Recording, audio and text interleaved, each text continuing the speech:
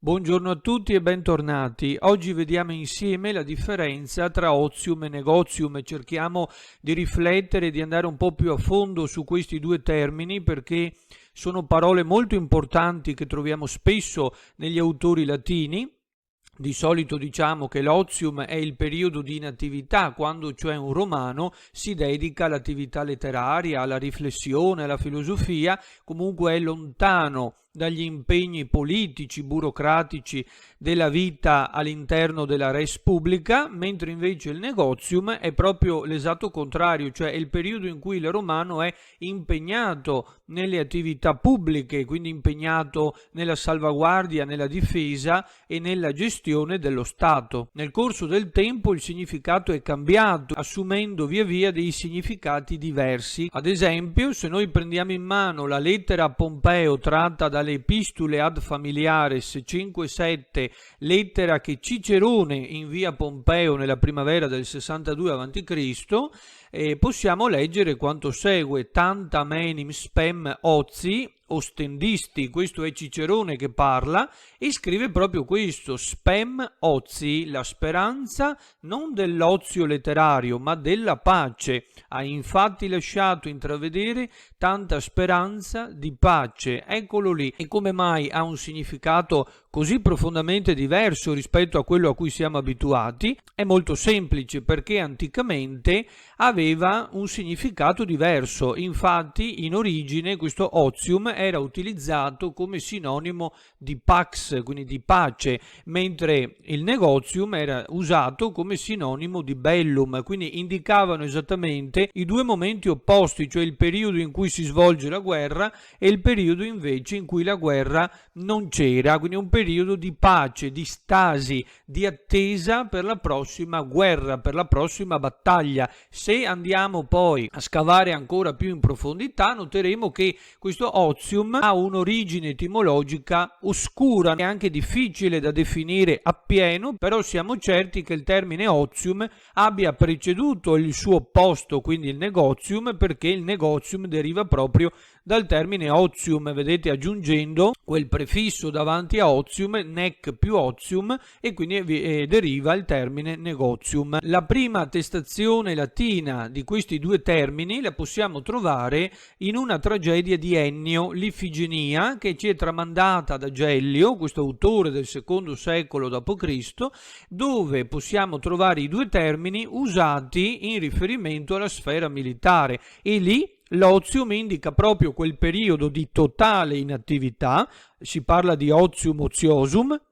e corrisponde proprio all'attesa dell'esercito di poter salpare per Troia. Quindi siamo in Aulide, ovviamente l'esercito greco deve aspettare perché è stata offesa la dea Artemide, quindi non potendo partire, alla fine la dea chiederà il sacrificio di Ifigenia, la figlia di Agamennone, il re di tutti i greci. Solo allora il mare si placherà e quindi potranno partire per Troia. Ecco, siamo in quel momento lì. Quindi nel momento più importante, cioè quello in cui i soldati stanno aspettando, non possono fare nulla, non possono salpare, quello viene identificato e definito con il termine di otium. Arrivando alle opere di Plauto e di Terenzio, quindi stiamo parlando di due grandi commediografi latini, i due termini cambiano ancora significato, perché se notate il negotium assume un significato diverso rispetto a quello di bellum, quindi di guerra, perché già nelle opere dei due autori ecco che il negotium diventa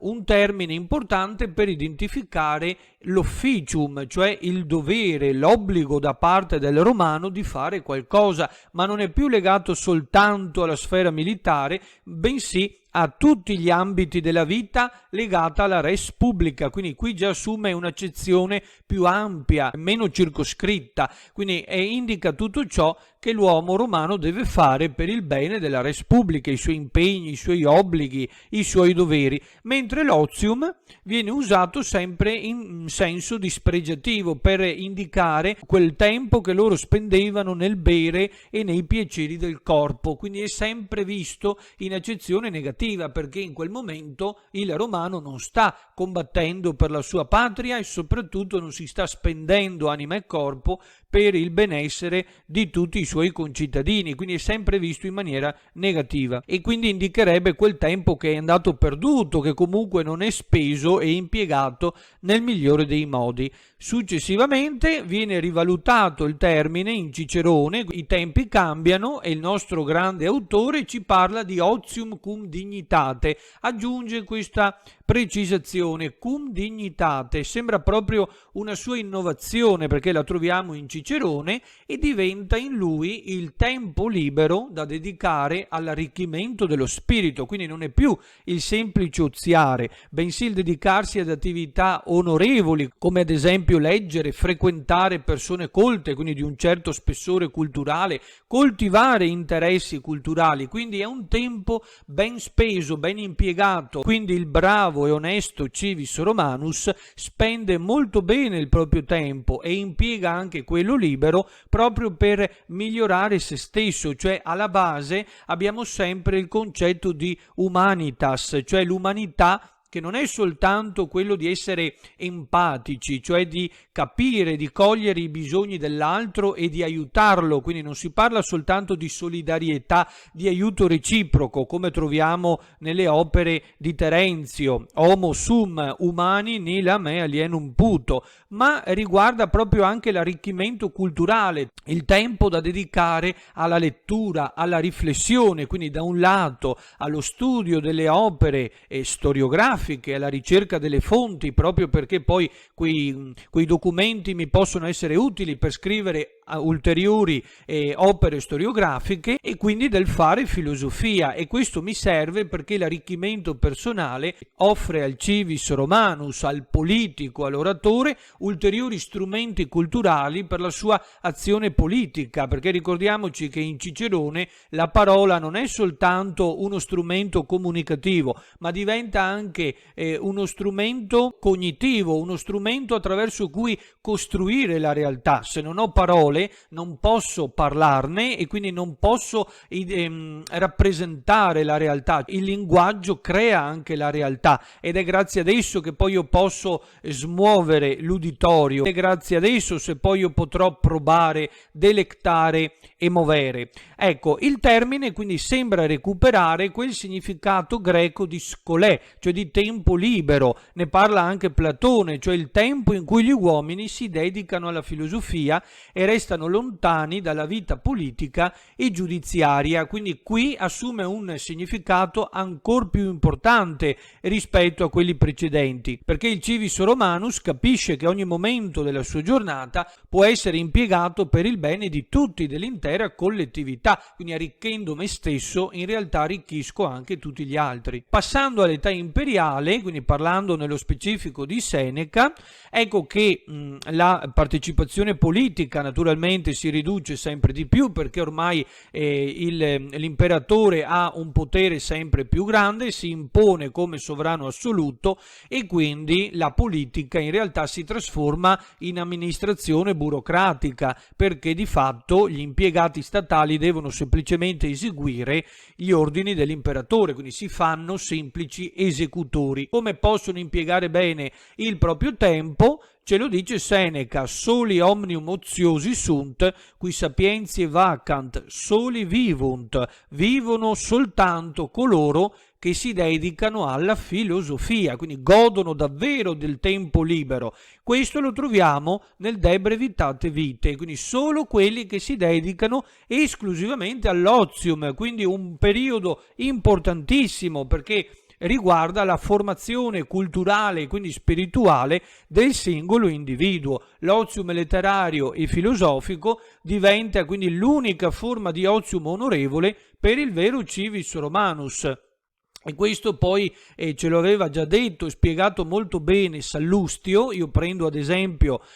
questo grande storiografo romano, leggendo le sue opere possiamo riassumere il suo pensiero come ho scritto nell'ultima frase: se non posso combattere con la spada, allora non mi resta che usare la penna. Quindi se non posso sguainare la spada e andare in battaglia perché sono stato allontanato dal Senato, sono stato espulso, come è capitato a lui, allora posso comunque sfoderare la penna e scrivere per i posteri,